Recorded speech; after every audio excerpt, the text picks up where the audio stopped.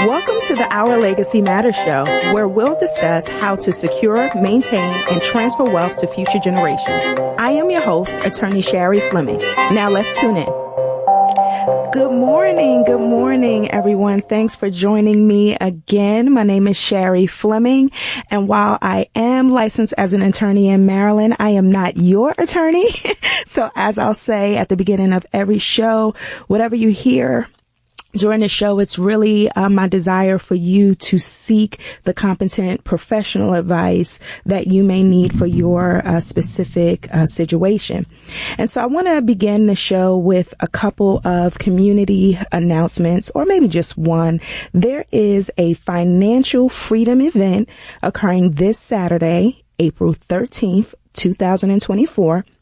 From 11 a.m. to 2 p.m. at Solus Point High School in Dundalk. It is hosted by my chapter, the Baltimore County Alumni Chapter of Delta Sigma Theta Sorority Incorporated. So if you are interested in getting more information to get your finances in order, make sure that what you're doing is working. Get some information about college preparation. If you have a young one who is preparing for college, this is the event for you. And so I hope that you can see me there this Saturday. So today, we're going to talk about trust. I get questions, a lot of questions about trust. I've received a lot of questions on my website about trust. And so, if you have a question, call in about 15 minutes, 410-481-1010. About the show, or about this particular show for trust. And so that's what we're going to cover today, just preliminarily. So what is a trust? Very simple. A trust is when you are giving property, an asset, anything of value, sentimental or otherwise, to a person to hold for the benefit of someone else. The person to whom you are giving the property is known as the trustee. The person who benefits from the property is known as the beneficiary. You, the person forming the trust, you can be known as the settlor or grantor, depending on the language used in the particular jurisdiction. And so that's one thing that I want to harp on a little bit, jurisdiction. There is some confusion when it comes to trust. Estates and trusts law is state specific. Every state has its own set of rules, its own set of laws that govern how it will protect and what it will permit for the citizens in that state. So when you are forming a trust, you are not forming it under federal law or any kind of national trust. I had someone call my office saying that he had a national trust and he needed an attorney in Maryland to draft a deed to transfer his Maryland real estate into his national trust. And essentially he just had a trust agreement, a contract. He had paper and ink. And he needed someone in Maryland to really fund the trust. And we'll talk about what that is in a minute. And so there is no national trust. Estates and trust law is governed again by state law. I am going to focus primarily on Maryland because that's what I know. That's where I practice. I do know a little bit about other jurisdictions though. So when you are talking to your friends and your loved ones about the trust that you've created or the things that you would like in your trust, understand that if you live in Jersey and you're talking to someone in Maryland, you may or may not be speaking about the same things because the law in Jersey is different from the law in Maryland. Now, don't get me wrong. There are a lot of similarities, but I find that the differences are subtle and they're critical to planning. Okay. So let's, talk about some of the purposes of having a trust, because again, everyone wants a trust. They feel that they need it, but they don't really know what are the benefits. And so last week, I talked about a couple of things, but I alluded to the concept of probate. Probate is the process by which your assets are transferred to the beneficiaries, to your heirs once you pass away. That is a governmental process where someone in the state of Maryland, we call that person a personal representative. In other jurisdictions, that person is called the executor, where the executor goes to the court and simply says, Jane Doe died. Jane Doe either had a will or Jane Doe did not have a will. And there are assets that Jane Doe has that has to pass, meaning title, proof of ownership, evidence of ownership. Ownership has to pass from Jane Doe, who is now deceased, to the beneficiary or the heir. And so going through probate is not a bad process, particularly in the state of Maryland. I don't believe, that's my personal opinion. It depends on a lot of the circumstances. It can be very complicated at points, but not necessarily an evil process. And so one of the things that a trust does, or having a trust, is you avoid the probate process, or at least the asset, shall I say. I don't want to say the deceased person avoids probate, but the particular asset avoids probate. And the way that it works is that when you create a trust, you're creating a contract with yourself and other people. And you're essentially saying, based on this contract, I want this particular asset, let's say it's a house, to be in trust for the benefit of my children. And I want my sister to be the trustee. I want my sister to manage and have oversight over the real estate for the benefit of my children in the event that I become disabled or should expire. In this scenario, the asset is the real estate. Your sister is the trustee. The beneficiaries are the children. And so when you create a trust agreement, the trust agreement is specifying all of the rules that you want to put in place with regard to the parcel of real estate or any other asset that is then titled to the trust. So when you become disabled, or should you become disabled or expire, the real estate avoids probate because, and only because, the real estate's, the deed has been changed from your individual name to that of the trust. And so if I create a trust, I'm going to have the Sherry Fleming Trust. My real estate may be owned in my name now, but when I sign the trust agreement, when I execute the trust agreement, the real estate deed has to be changed. It's called retitling, and that's the way that you fund or provide funds, in this case, the illiquid asset of a house, to the trust. So it won't be owned, the house, the deed won't say it's owned by Sherry Fleming. The deed will then say it's owned by the Sherry Fleming Trust. And so the way that the house avoids being a probate asset is because it's no longer owned by you as an individual. The house is then owned by the trust. And so that is one example of how a trust can be used to avoid probate. I see a lot of examples where the wealth that an individual have may be in the real estate that they own. And they have a trust agreement created, but they never take the second step when it comes to real estate to fund the trust. And that means to make sure a deed is drafted to transfer the real estate. And that is the critical part that I want you to know, particularly when it pertains to real estate and trust, is that you actually have to draft a deed. And so if you create a trust in Maryland, which you can, totally permissible, and you have property in South Carolina, you have property in California, you have property in Delaware, if you want that property to be the subject of the trust and you want that property to to get the benefit of avoiding probate in those particular jurisdictions, for every state that you own property, you have to make sure that a deed is drafted to transfer the real estate from your individual ownership or whatever current ownership exists to that of the trust. So here are a few, one main example that I see where this goes wrong.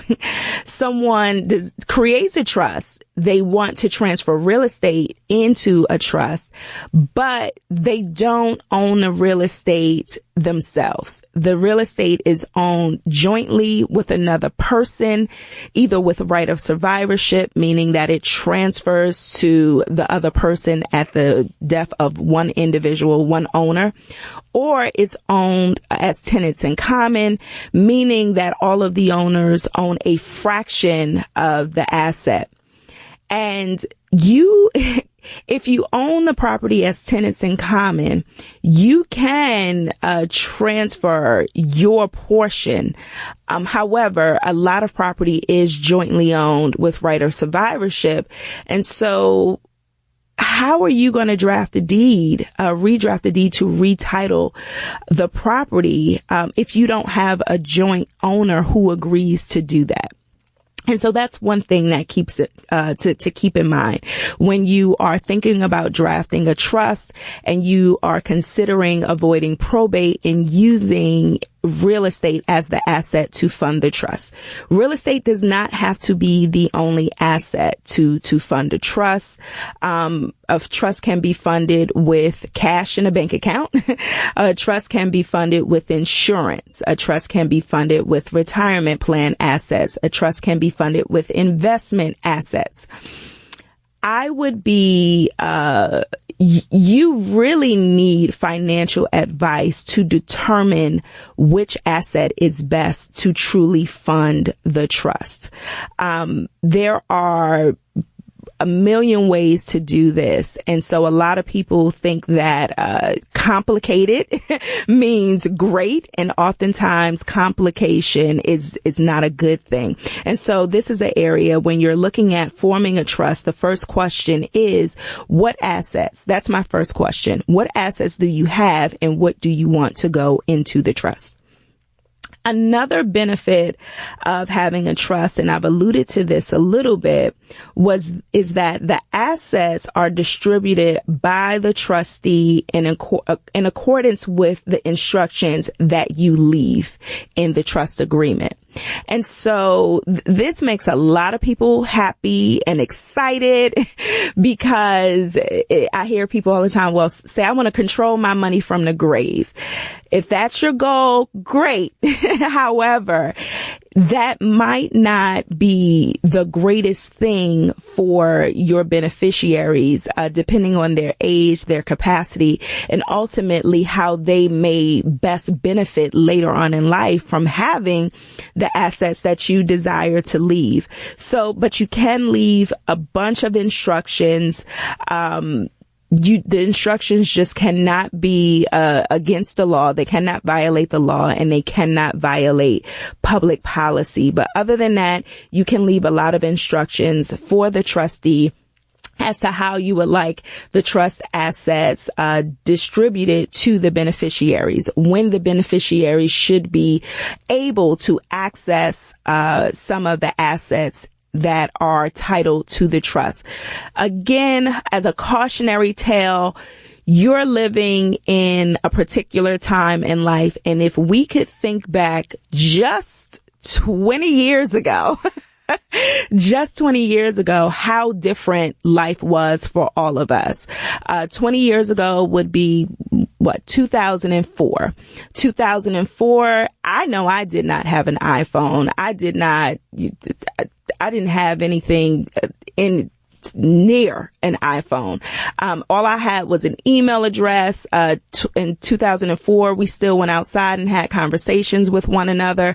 I never had a virtual meeting. I was in college. If you didn't go to class, you didn't get the information. You missed it. You followed the syllabus and you read the book. Think about how much our lives have changed in the past 20 years. And so for those of you who want to control trust assets from the grave, think about whether or not you are doing a service to the beneficiaries, or you could possibly be doing a disservice. 20 years ago, the push was for everyone to go to college.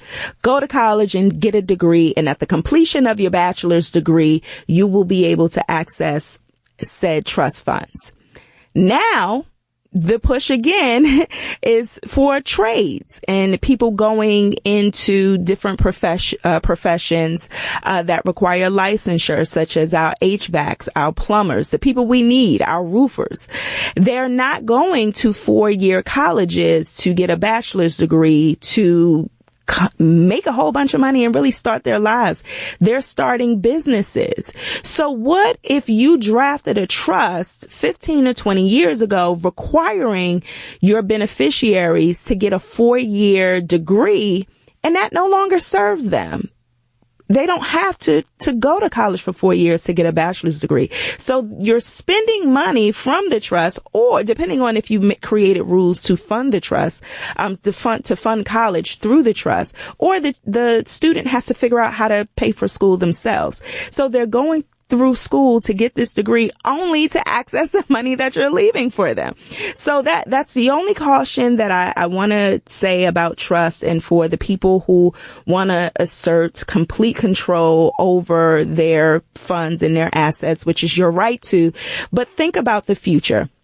The way that you do that is when you're drafting a trust, invite the beneficiaries into a conversation. You don't have to let them know that you're drafting a trust for where they will benefit from later in the future. However, you can have a conversation to ask them about their goals, to ask them about their view on college, to ask them about whether or not they want to even be married, if it's a desire of theirs. Ask them about the life that they see for themselves, and that will give you insight, one, on whether or not they should be a beneficiary. Because if you have a hard and fast rule about how you want to control your funds, then maybe it's not controlling the funds from the grave. Maybe it's just not including that person as a beneficiary to your trust, because that is completely plausible.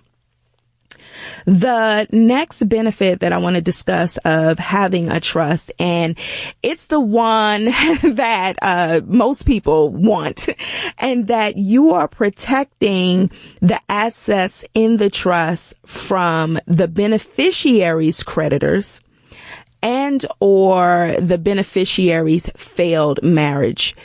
So if I put assets in a trust for my children, the assets that go in that trust, they don't own it. And so because they don't own any of the assets in the trust, they get to benefit from the trust. They don't own it. It's not theirs. So if they ever had any issues with creditors, lawsuits, judgments, those creditors, those judgments will not apply to the trust assets because they don't own the trust assets. Now, I didn't get into the types of trusts, but I do want to put a pin in and put an asterisk here. If you are forming the trust, you're also trustee and you are also beneficiary, which is more complicated, and I don't plan on going into this today. This doesn't work for you. And so I just want to put a pin, because again, people hear things. It sounds attractive. It sounds sexy. They go, oh, I'm going to do that. Everything works under particular circumstances. So in the example that I'm giving today, it is a typical, trust where you are creating the trust, making someone else the trustee for the benefit of another party.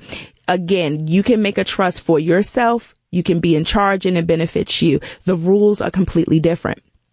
Okay. You can make a trust. You can be in charge of the trust for the benefit of someone else. The rules are slightly different there. So the examples that I'm giving today are for, I don't want to say a run of the mill, but they are for the common law idea of what a trust is. For someone to create a trust managed by one person for the benefit of another. Okay, so back to creditors and ex-spouses. If you're creating the trust for the beneficiaries, the asset is not theirs. Again, I told you, you have to retitle the asset. The asset becomes a trust asset. It's trust funds, and therefore creditors, and in this case, an ex-spouse, should there be a divorce with the beneficiary should have a divorce, they would not be able to access the trust assets. Now, with every rule, there are a bunch of exceptions. So for those people who are married, here is a caution for you. At least in Maryland, I don't know everything about every other state, but at least in Maryland, and as a general way of handling things, if you are using trust assets for the benefit of your marriage, then it is possible. I'm not saying that it will. I'll never speak in absolutes, but it is possible for that particular asset to, for your ex-spouse or soon to be ex-spouse to access that particular asset. It's because the idea is that you have invited this person to the party. And so when you divorce, you can't just stop the party because you want to. Okay. And so be very cautious about that. Make sure that when you are getting married, and if you are the beneficiary of a trust, that you understand how you should be utilizing the assets in that trust. Because if you begin to utilize the assets in that trust for the benefit of your marriage, and then it's a question about to the extent of which you use that asset, you could be creating complications for yourself. As an example, there's a family home that is titled to the trust. You move your new spouse into the family home, and for the duration of your marriage, you utilize the family home that's a trust asset, your family's home, for the benefit of your marriage. The question then becomes, can that home be up for debate or dispute should you separate or get a divorce? Yes, depending on the circumstances. So make sure that you, when you're thinking about marriage, because love is blind and everyone gets real happy when getting married and, lose all their common sense. It is not a bad thing in having financial conversations to have a conversation about whether or not you should use a trust asset. Another benefit of having a trust is to protect various groups of people. And so you could have loved ones who don't manage money well. And so you don't want to give money directly to them, but you want the funds to be managed by a trustee. Great reason to have a trust. Minors can own things. So it's the weirdest thing to me, but it's true. Minors can have assets in their name. They can own things. However, they're minors, so they can't really make decisions about the assets that they own. They have to have a custodian or a guardian. And in this case, you would put the asset in trust. So they would have a trustee to make the decisions on behalf of the minor. Then you have individuals with special needs. And that category is broader, has become broader over the years. Usually individuals with disabilities, adults or children who grow into adults with disabilities. But special needs can, be an elderly person who just by the life cycle is aging and needs more support. And so a trust works for these individuals because, again, the asset is not theirs. It's owned by the trust. And particularly for the elderly individuals, or the individuals with special needs, a trust becomes very beneficial for them because there is no interference with their access to particular governmental benefits. So if you have someone with special needs who may need Medicaid, which is state funded medical insurance. The Maryland Medical Assistance Program is what we call it here. There are definitely other names in other states, but Medicaid is a state-funded insurance. Medicare is federally funded for older adults. Medicaid is for children, typically for children, low-income individuals, and individuals with disabilities.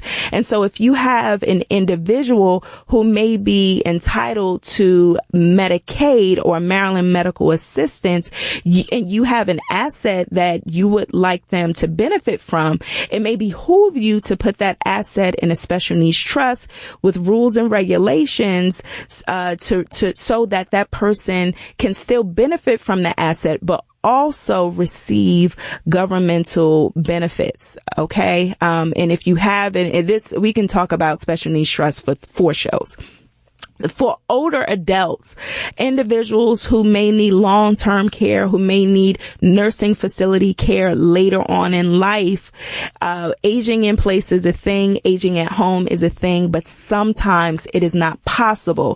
For those individuals, you may want to, as you're aging, create a trust. Again, you cannot be in charge of it. You have to put the assets, someone else in charge of the asset. And I'll go into the language of these things at another time. But conceptually, you, as you age, you own property, you retitle it to a trust, put someone else in charge of it. Let a toll of time pass. So for individuals who may need Medicaid, governmental benefits later on in life, that time is 5 years. An asset has to be out of your incident of ownership for 5 years.